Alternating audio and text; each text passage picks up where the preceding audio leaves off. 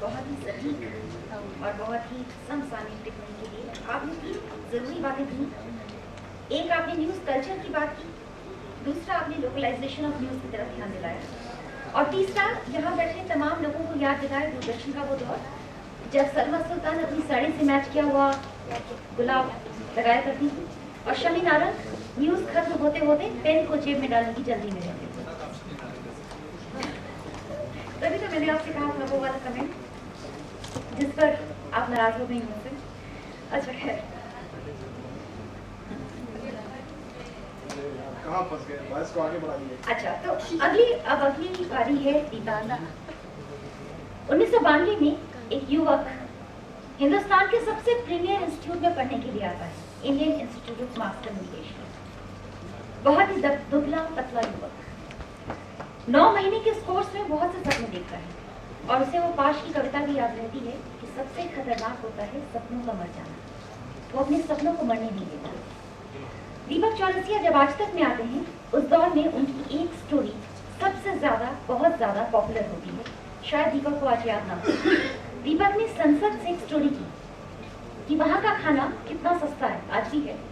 और दीपक खुद खाना खा रहे थे और इतने दुबले पतले थे दीपक, इतने दुबले पतले थे कि उनके खाने की वो स्टोरी बहुत दिनों तक चर्चा में रही।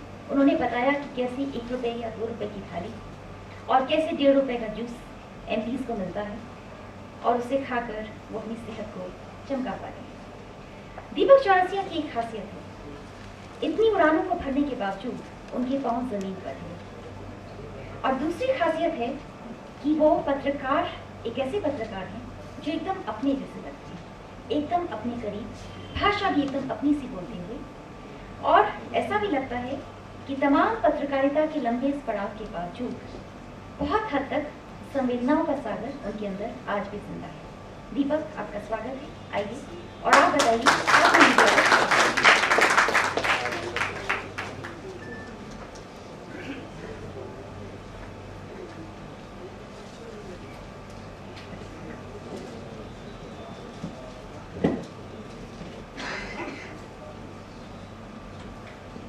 मुझे पता है 4:30 बजे से आप लोग यहाँ पर बैठे हुए हैं, वक्त बहुत हो गया है, ऑलमोस्ट 3 घंटे गुजर गए हैं और मैं यही कहना चाहूँगा सबने बहुत फुटेज खाई है। वर्तिका ने सबसे ज्यादा।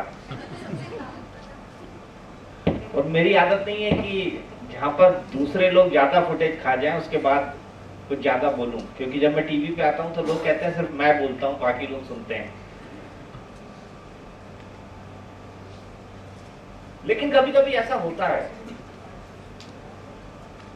जिंदगी के उतार चढ़ाव होते हैं। जिस तरह का न्यूज जर्नलिज्म ने पिछले 18 साल में उतार चढ़ाव होता देखा है, उसके बाद उस चीज का निष्कर्ष ये निकलता है कि शुरुआत में कहा जाता था कि पत्रकार वो है जो लिखता है, फिर ये हो गया कि पत्रकार वो है जो लिखता है और दिखता है, लेकिन अब पत्रकार वो है जो लिखता है, दिखता है और बिकता है। आई थिंक इस ग्राउंड रियलिटी को हमको समझने की बहुत ज्यादा जरूरत है। सबसे पहले, चूंकि मैं अंतिम था, मुझे पता नहीं था कि लाइन में आखिरी नंबर प्रसून जी खड़े हो जाएंगे, क्योंकि मुझे हमेशा लगता था पहले नंबर पे यही रहते हैं। लेकिन आखिरी नंबर पे प्रसून जी आ गए हैं, तो समअप करने का सिलसिला मैं उन पे छोड़ूंगा। बहुत छोटे में अपनी बात को कहने की कोशिश करूंगा, क्योंकि बहुत ज्यादा कहा जा चुका है। लेकिन फिर भी मुझे ऐसा लगता है कि कुछ चीज को जोड़ने की अभी और जरूरत है। वो इसलिए क्योंकि पत्रकार और पत्रकारिता की परिभाषा बिल्कुल बदल चुकी है। मेरे मुताबिक, बाजार के मुताबिक और आज के मुताबिक पत्रकार वही है जो लिखता है, दिखता है और बिकता है। और इस रियलिटी को समझने के बाद हमको शायद टीआरपी की रेस भी समझ आएगी, उसमें कितने एक्सपेरिमेंट करने की जरूरत है वो भी समझ आएगा। बड़ा छोटा सा एग्जाम्पल देना चाहता हूँ। लोग कहते हैं प्रिंस गड्ढे में गिर गया, क्यों दिखाया, ये तो टीआरपी का प्रिंस हो गया, भूत क्यों आए। मैं आज तक में एक खबर चली थी, वो हिमेश रेशमिया को उसको गाना आया था झलक दिखला जा। तो वहाँ पे ये राजस्थान की एक कहानी थी, राजस्थान या गुजरात के बॉर्डर की एक कहानी थी। वहाँ पे जो भी आदमी वो गाना बजाता था, रात में भूत आ जाता था, शुरुआत में मर जाता था। तो ये स्टोरी चली, खूब चली, 3-3 दिन चली, झलक दिखला जा चलता था। और लोगों ने जाके एक्सपेरिमेंट करने की कोशिश की, कुछ गए कुछ नहीं गए। इस साउंड सिस्टम ले जाएंगे, झलक दिखला जा चलाएंगे, देखेंगे भूत आता है कि नहीं आता है। ये जर्नलिज्म की हकीकत है, ये हुआ है। कई दिनों तक चला है टेलीविजन चैनल पर। मैं उसी को 20 साल पीछे लगभग 15 साल पीछे ले जाना चाहूंगा। उस वक्त भी गणेश जी ने दूध पिया, पूरे देश में पिया था। जितनी बात हम कर लें कि अखबार ये करते हैं, इतने महान हैं, राशि पर वो भी छापते हैं, भविष्य पर वो भी छापते हैं, सिनेमा की खबरें वो भी दिखाते हैं, कम कपड़े में लड़कियों की फोटो छापने का काम टाइम्स ऑफ इंडिया ने शुरू किया था। हमको इन फैक्ट्स और हमको इन हकीकत को अपने आप को क्रिटिसाइज करने से पहले भूलना नहीं चाहिए। लेकिन वो एसपी सिंह थे। गणेश जी अगर दूध पी रहे थे तो मोची के पाए ने भी उसके साथ दूध पिया था। अंतर क्या है एसपी के जाने के बाद? मेरे ख्याल से अगर एसपी सिंह झलक दिखला जा के टाइम जीवित होते तो उस झलक और उस गाने के पीछे का भी एक मतलब और अर्थ निकालने की कोशिश करते। मेरे ख्याल से सही मायने की पत्रकारिता वही है, दर्शक को एक निष्कर्ष तक ले जाना। गणेश जी के दूध पीने को उन्होंने एक साइंटिफिक रिएक्शन बना दिया, तुरंत बना दिया। समझाने का एक तरीका था, बताने का एक तरीका था, लोग समझ गए, लोगों ने इस रियलिटी को एक्सेप्ट कर लिया। लेकिन फिर भी एक बड़ी संख्या में लोगों को वाकई इस देश के अंदर लगा कि गणेश जी ने दूध पिया है। सवाल ये है कि अब जब भूत, प्रेत, प्रिंस और तमाम ये जब बातें आती हैं, इन पे जब बहस चलती है, तो हमको ये सोचना चाहिए कि वो डायरेक्शन, वो डिसीजन मेकिंग, वो जर्नलिस्टिक एंगल हम लोगों के दिमाग में आखिरकार क्यों नहीं आता? या जिस पीढ़ी में ये भूत, प्रेत, पिशाच, नाग, नागिन, दुनिया भर की चीजें चलती रहेगी, एलियन उतरते रहे, गाय भैंस खाते रहे, 2012 में दुनिया खत्म हो जाएगी, 3 साल तक लगातार चलता रहा। उस वक्त इन एंगल्स को, इन क्रिटिसिज्म को क्यों नहीं सोचा गया?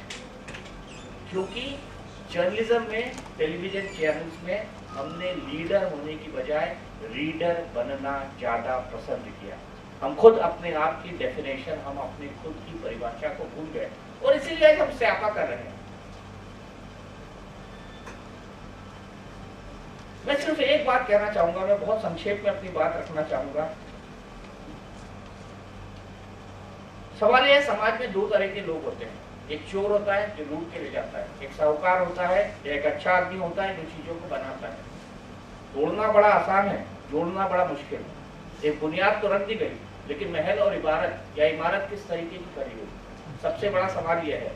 बुनियाद 1995 में रखी गई और मैं बड़े सम्मान के साथ राहुल देव जी के साथ इस बात से डिफर करूंगा कि भारतीय टेलीविजन अभी शैशव अवस्था में है। 1995 में शुरू हुआ, अगर 1994 में टेलीविजन की शुरू होने की शुरुआत हो चुकी थी, तब तक जी टीवी सोच चुका था कि उसको प्राइवेट बुलेटिन लाना है। 17 जुलाई 1995 को आज तक शुरू हो चुका था प्रणय रॉय का न्यूज टुनाइट। लगभग 18 साल पूरे होने जा रहे हैं। 18 साल में इस देश में एक बच्चा वोटिंग के राइट पा लेता है, अपनी सरकार खुद चुन लेता है। कब तक हम बोलेंगे कि हम सीखने की स्टेज पर खड़े हुए हैं? मेरा ये मानना है, मैंने दुनिया भर में जाके रिपोर्टिंग की है, भारत का मीडिया दुनिया में के किसी भी हिस्से के मीडिया से बहुत ज्यादा स्वतंत्र है, अमेरिका और ब्रिटेन से भी। और आशु ने सही कहा, इंडियन टेलीविजन इंडस्ट्री ने जितने एक्सपेरिमेंट किए हैं, बुराइयों को छोड़ दीजिए लेकिन अच्छाइयों को गिनना शुरू करिए। देश और दुनिया के इतिहास में 10 से ज्यादा सांसद एक साथ किसी पार्लियामेंट से आज तक नहीं निकाले गए। भूल जाते हैं ऑपरेशन दुर्योधन, याद हमको रहता है ऑपरेशन टीचर, क्योंकि किसी एक आदमी ने गलत किया था, एक गलत स्टिंग ऑपरेशन चलाया था। लेकिन अच्छाइयों को हम याद नहीं करना चाहते। सवाल है क्यों? सवाल यह है कि हम सेल्फ क्रिटिसिज्म के अंदर क्यों अटके रहते हैं। और मुझे उसका जो जवाब मिलता है वो ये मिलता है कि लीडरशिप क्या वाकई हमने छोड़ दी है। ये सवाल मन के अंदर आता है और इसलिए आता है क्योंकि जितने एक्सपेरिमेंट देखे गए, नेगेटिव एक्सपेरिमेंट ज्यादा देखे हमने, पॉजिटिव एक्सपेरिमेंट कम देखे। नाग और नागिन को ज्यादा देखा, भूत पिशाच को ज्यादा देखा, ये ज्यादा देखने की कोशिश की कि दुनिया कब खत्म हो जाएगी। दाती महाराज का गुरु मंत्र हमने बताया तमाम चैनलों पर, मैं किसी एक चैनल की बात नहीं कर रहा हूँ।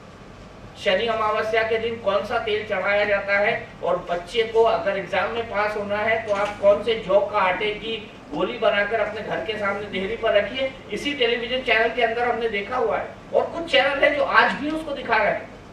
सवाल ये है कि किसी को फॉलो करना बड़ा आसान है, ट्रेंड बन जाता है, हम उसको फॉलो करते हैं। सवाल वही आकर अटक जाता है अगर 1995 के अंदर लोगों ने देख लिया था कि गणेश जी नहीं मोची का पाया भी दूध पी सकता है, तो आज वो क्यों नहीं देख पाते? मेरे ख्याल से विजन की कमी है। मैं कटु बात बोल रहा हूँ, क्या मैं उसमें शामिल हूँ? हो सकता है मैं भी उस डिसीजन मेकिंग के अंदर शायद कभी ना कभी शामिल रहा हूँ, लेकिन सवाल वही खड़ा होता है कि उस विजन की कमी है, उस समझ की कमी है। इसीलिए जब भूत पिशाच नाचता है और झलक दिखला जैसा गाना चलता है, तो हमारे टेलीविजन चैनल उसी सोच के साथ खड़े रहते हैं। मेरे ख्याल से अब हमको इस ये जो चक्र है, इसके साथ निकलकर बाहर आना चाहिए, क्योंकि 2-2.5 साल के अंदर टेलीविजन चैनल्स में एडिटर्स ने अपनी एसोसिएशन बनाकर ऐसे कई सारे डिसीजन लिए हैं कि ऐश्वर्या राय जब अपने घर में बच्चे को जन्म देने वाली थी तो बाकी चैनलों की वो भी बहन वहाँ पर नहीं गई। तो मेरे ख्याल से कई सारे ऐसे पॉजिटिव डेवलपमेंट्स हुए हैं जिनको ध्यान में रखने की जरूरत है। लेकिन एसपी के संदर्भ में वो बात कहूंगा कि उनके जाने के बाद टेलीविजन पत्रकारिता के अंदर लाइन लेने की, चाहे वो पॉलिटिकली बीजेपी के फेवर में हो और बीजेपी के खिलाफ हो, कलमाड़ी के फेवर में हो, कलमाड़ी के खिलाफ हो, हवा के खिलाफ खड़े हो जाने की ताकत किसी ने टेलीविजन के अंदर नहीं दिखाई। और इसीलिए हर इंसान एक दूसरे को फॉलो करता रहा, उसी विशेष सर्कल के अंदर घूमता रहा और यही कहता रहा, क्या करे साहब बाजार है, क्या करे साहब टीआरपी है। मेरे ख्याल से इस सिचुएशन से निकलने की बहुत ज्यादा जरूरत है। और आज एसपी सिंह को याद करते हुए मैं सिर्फ यही कहना चाहूंगा कि जर्नलिज्म की जो परिभाषा 1995 में वो लिखकर चले गए थे, अगर हम उसको ही फॉलो करते रहे तो दुनिया के जितने अंतर्द्वंद हमारे पास एडिटोरियल कंटेंट के हैं, शायद उनके बारे में सोचने की हमको बहुत कम जरूरत पड़ेगी। एक चीज मैं एसपी के बारे में यहाँ पर बहुत अच्छी तरह एक स्टैंड के साथ बोलना चाहूंगा कि उन्होंने अपनी हकीकत, अपनी पॉलिटिकल लीनिंग्स, अपनी आइडियोलॉजी और अपनी थॉट के साथ कभी भी कोई कॉम्प्रोमाइज नहीं किया।